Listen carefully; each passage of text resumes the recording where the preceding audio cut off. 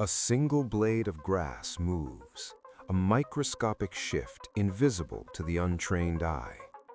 800 yards away, deep in the humid, suffocating heart of the Vietnamese jungle, an enemy general believes he is a ghost. He sips his tea in a fortified outpost, shielded by layers of sandbags, barbed wire, and elite guards. He trusts the density of the canopy. He trusts the distance. He is wrong. He doesn't see the heavy barrel of the Winchester Model 70. He doesn't see the man who has become one with the mud, a shadow among shadows, who hasn't blinked in minutes, whose heart rate has slowed to a rhythmic, tectonic crawl.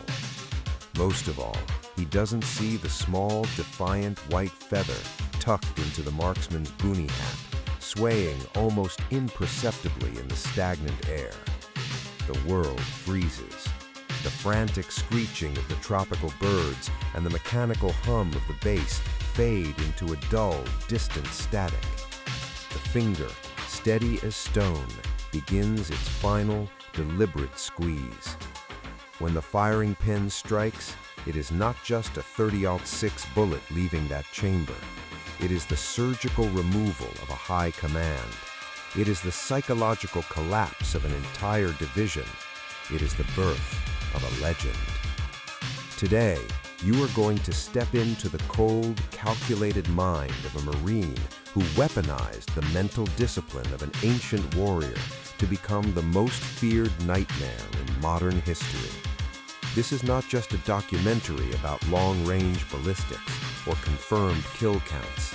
This is a journey into the metamorphosis of an ordinary man from Arkansas into Lung Chong, the white feather.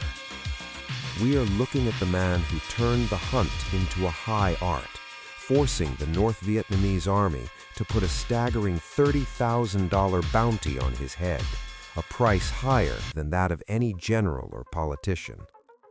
Most of us surrender when the pressure rises. When the stakes are high, the noise of the world becomes deafening. Our hands shake, our vision blurs, and fear paralyzes the logic center of our brains. Carlos Hathcock was the anomaly.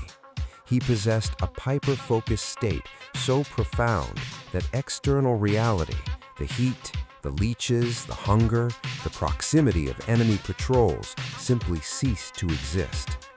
Inside that bubble, there was only the reticle and the objective. He learned how to become invisible in the midst of absolute chaos, turning his own silence into a lethal force. If you've ever felt like the world was stacked against you, like the obstacles were too many to count, Hathcock is the ultimate proof that a disciplined mind can bend a hostile reality to its own will. But what truly defines this American samurai? The secret didn't lie in genetically perfect vision or superior equipment. It was the absolute, ruthless control of the ego. In the world of elite sniping, the greatest enemy isn't the moving target or the shifting wind. It's your own heartbeat. It's the arrogance that makes you move too fast or the fear that makes you hesitate. Hathcock operated in a transcendental state of flow where the reticle stopped being a machine of metal and wood and became a seamless extension of his own nervous system. Much like a samurai of the Edo period, following the code of Bushido, he accepted the possibility of his own death before he ever took the first step onto the battlefield. He walked into the jungle already dead in his own mind. By accepting the end, he eliminated the survival instinct that causes mistakes. And without fear, there is no static. There is only perfect, clinical execution. Imagine yourself now, submerged in the razor-sharp elephant grass. You are not the hunter, you are the prey. You are being stalked by the cobra, North Vietnam's most lethal marksman, a man whose reputation for cruelty is matched only with his skill. He wasn't sent to fight a war. He was sent with a singular, dark mission to take Carlos Hathcock's head back to Hanoi as a trophy. The Cobra is no amateur enthusiast. He is a predator who understands psychology. He has been killing Hathcock's fellow Marines with agonizing precision, specifically to goad Hathcock out of his cover through anger or desperation. It is a grim game of chess where the board is a valley of shadows and the checkmate is a single high-velocity round. For hours, the two masters of silence circled each other, neither catching a glimpse of the other. Then, in a moment of unbearable, heart-stopping tension, Hathcock noticed it. An almost imperceptible glint, a tiny spark of light hidden in the dark green foliage. It was the sun reflecting off a piece of glass for a fraction of a second. He didn't wait for a better angle. He didn't hesitate to confirm the silhouette. He fired instantly, guided by an instinct honed through thousands of hours of solitude. The bullet traveled hundreds of yards through the humid air and achieved the impossible. It didn't just hit the enemy, it passed exactly through the center of the enemy's own rifle scope. It shattered the internal lenses, traveling down the length of the tube and striking the enemy's eye before he could even register the flash. Think about the physics of that moment. For that shot to connect, both men had to be aimed directly at each other's faces at the exact same millisecond. The enemy was ready to kill, but Hathcock won because his mind was operating one step ahead of time. He didn't just beat a soldier, he beat a shadow. And yet, this legendary duel was only the beginning of a journey that would take him from the heights of military glory to a grueling personal battle for his own soul. To understand the white feather, we must go deeper. We must look at the 3-day crawl through a field of death, the night he became a human torch to save his brothers, and the quiet, tragic end of a man who could master everything except the slow decay of his own body. This is the story of the man who brought the samurai spirit to the modern age. To reach this level of near superhuman mastery, Hathcock did not rely on luck. He followed a rigid, almost monastic code of existence. The first pillar was total isolation. When he stepped past the wire, he entered what he called the bubble. In this psychological vacuum, the agonizing humidity of the jungle, the gnawing hunger in his gut, and the bone-deep exhaustion of 72 hours without sleep were relegated to irrelevant background noise. He didn't just ignore his surroundings, he detached from his own physical form. The second pillar was absolute patience, a discipline that bordered on the divine. In one of his most legendary and dangerous missions, his objective was to eliminate a high-ranking NVA general. To reach the target, Hathcock had to cross a vast open meadow, patrolled by enemy units.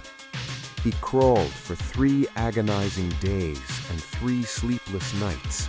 He moved inch by inch, sliding through the grass with the agonizing slowness of a tectonic plate.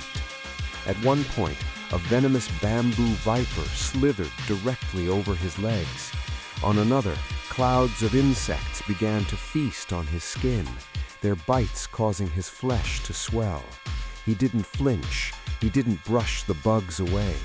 He knew that even the smallest twitch could catch the light or rustle the grass, signaling his death.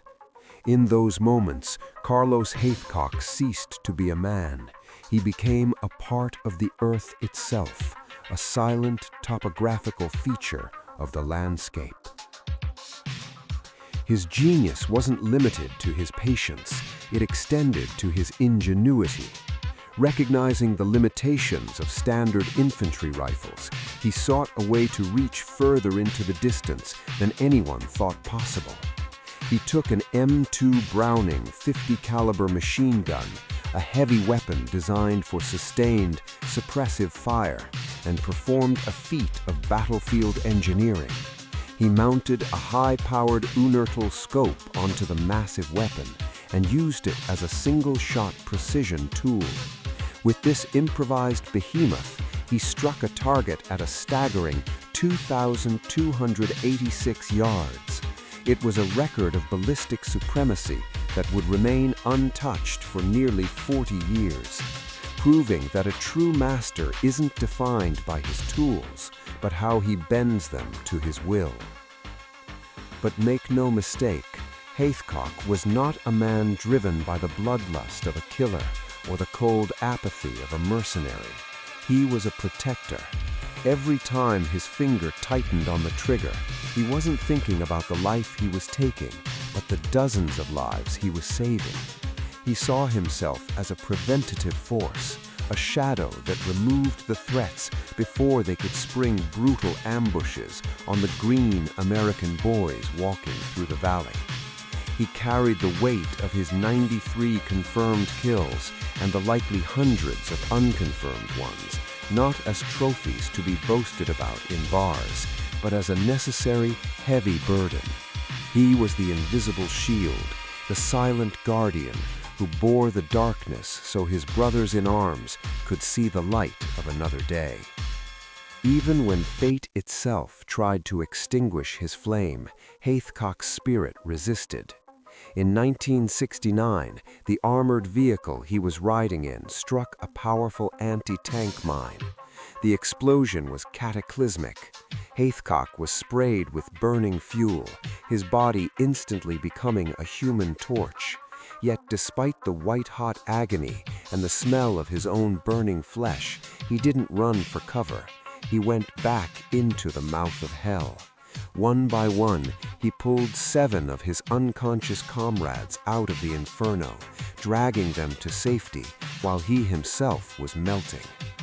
He suffered second- and third-degree burns over nearly 40% of his body. His career as a sniper was over. The skin on his hands had been destroyed, but his iron will remained entirely intact.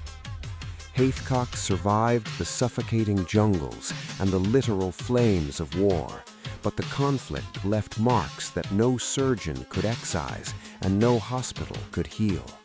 In his later years, he faced a new invisible enemy, multiple sclerosis.